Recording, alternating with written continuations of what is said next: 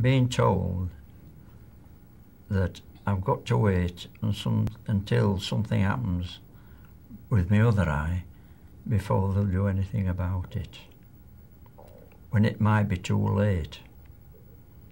And if you wanted to imagine to yourself what it's like going blind, not very pleasant. We were very sad because the optician found Brian's condition.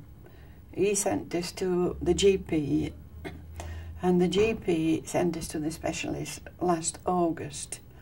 And he didn't tell us what was the matter. He just said, "I'll see you again in 12 months."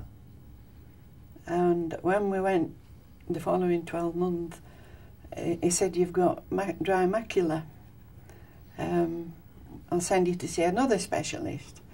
That was 3 weeks later. It was too late. The government won't just let you have it willy-nilly.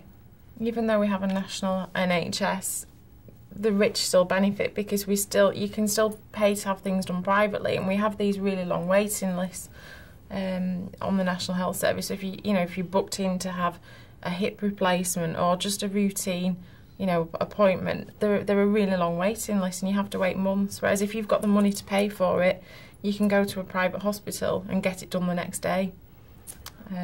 So that's the difference between the rich and the poor, really, when it comes to healthcare.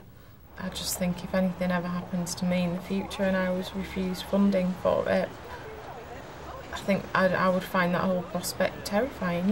My granddad was lucky that he had his family willing to come together, but he wasn't willing to accept that money. He didn't think that we should be doing that for him. Hang on a minute, I've been paying my taxes all my life.